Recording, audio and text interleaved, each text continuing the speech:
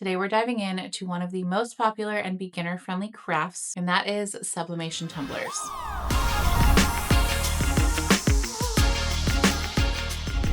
Hi everyone, welcome back. My name is Tana and I'm here with Creative Fabrica. If you've ever seen a tumbler with a smooth, vibrant, full color design that looks completely smooth and permanent, chances are it was made using sublimation. Unlike vinyl or decals that sit on top of a surface, sublimation gets fully absorbed into the tumbler so it never comes off. And the result is a professional quality, full vibrancy design that lasts forever. In this video, we're going to walk through the entire process step by step from beginning to end, how to prepare your design, how to properly wrap your tumbler, and 2 different methods you can use in order to apply that heat to get the sublimation gases to fully absorb into the tumbler. That way you can pick your favorite method. Whether you're completely new to sublimation or even wanting to try out your very first tumbler project, this tutorial will give you a solid foundation and show you how fun and rewarding the process can be. So grab your supplies and let's go ahead and get started. The first step to making a good sublimated tumbler is finding a good quality sublimation tumbler design. Now, of course, you could make one on your own. However, Creative Fabrica makes this part super simple because they have thousands upon thousands of designs already ready for you. So we're going to be starting with this vintage muted flower sublimation tumbler design. Love it. And then for our second tumbler, we're going to use this really pretty cowhide tumbler design. Now, it's important to note that not every single tumbler design comes seamless. Seamless means that it's going to connect when we connect the 2 sides of the paper, and it's going to repeat the pattern. So it's going to look seamless. Both of these patterns that I chose today are both seamless, and that makes for a very pretty professional looking tumbler. Now, here I am just resizing the designs in Photoshop to fit my specific tumbler. Make sure that you measure 3 times and then print once. Now I'm printing these on my Epson EcoTank 15,000, which I highly recommend. I did convert this into a sublimation printer and it works great.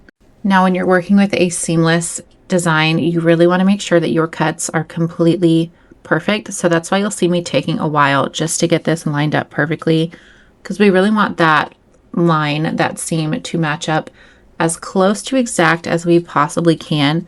And making sure you're not cutting anything extra off or leaving too much on is key. So I like to leave a tumbler ready by my printer just to make sure that I get this completely cut perfectly. You can see how these are lining up. If you look really closely, it's kind of hard to tell on the camera, but you can see the seams matching up and the design repeating on itself. So next, it's time to wrap our tumbler. I'm using the Hog brand. This is a 20-ounce sublimation stainless steel tumbler, and then we have our heat tape there in the background. You don't want to use regular tape when taping tumblers because it's not made for the high heat that we're going to require to properly transfer this image from the sublimation paper onto our tumbler. So now it's time to get this one wrapped. Our first method is going to be using a Tumbler Press, which goes a lot faster.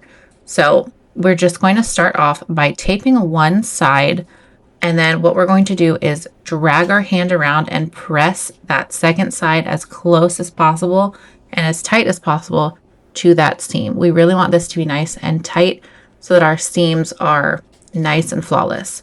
So we're just going to tape probably about 4 different, here you can see, side note, you can see that line fully connecting. That's what we wanted to see, the stem connecting from side to side, making that perfect seam. So next, we're just going to go ahead and keep taping. I'm just going to quicken this part up for you. You don't need to see the whole thing super slow, but I'll do 4 horizontal tape marks, and then I'll go down that seam and get that nice and tight in there. And then I'll take like something firm. I just had scissors close to me. We're just going to get that nice and squished down. And now it's going to be ready to get in the tumbler press. Now I have this set to 380 degrees and we're going to go for 60 seconds. Now after that 60 seconds is done, we are going to take some tongs. That's my preferred method of doing this.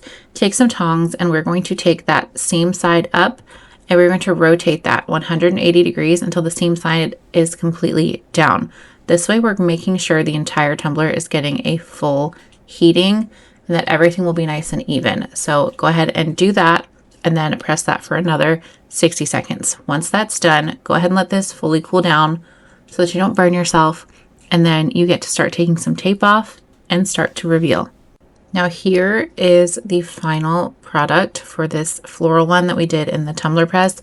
It's really difficult to find the seam. I honestly had to squint a little bit and get really close to find where it was. I was really impressed with how this one came out. And now it's on to the next one. We're going to be doing this cowhide one in the convection oven, the sublimation oven. So we're going to tape it just a little bit differently. Here you can see on the right side, I did not cut as close to the edge as I should have. So I'm keeping that in mind so that I make sure that one is going on top of the other side. We don't want that one underneath, or else there's going to be a white gap. We definitely do not want that in our design. So keep that in mind if you have a little bit of an overlapping white spot. Now we're going to start this off taping the same way, pulling it really tight and making sure that there's no gaps. You know, you want this horizontal and then vertically. And then because we're going to be putting this in a sublimation oven, we want to make sure that we are putting enough pressure on both the top and the bottom. So I'm taking the skinnier tape along both the top and the bottom. And I hope you can tell, but I'm pulling this quite tight. Again, we really want that pressure because sublimation requires both pressure and heat. And if you don't have both, then you're going to get ghosting. And we don't really want that in our designs because it looks unprofessional and kind of sloppy. So now after you get that fully taped up, we're going to set that seam side up in our convection oven. And we're going to set this at 375 degrees for 6 minutes. After 3 minutes, we're going to go ahead and rotate it seam side down. Let it go for another 3 minutes. And then your tumbler will be perfectly done. Go ahead and let this one cool off, and then we can reveal the final product in just a second. Now I'm wearing an oven mitt just because I was a little impatient and I really wanted to see how this one came out. But here is our beautiful cowhide tumbler. I really love how this one came out. The seam was really good on this one as well. I do wish it was a little bit shorter, but it's okay. Here's our two different methods. Let me know which one you preferred and which one you would like to try out.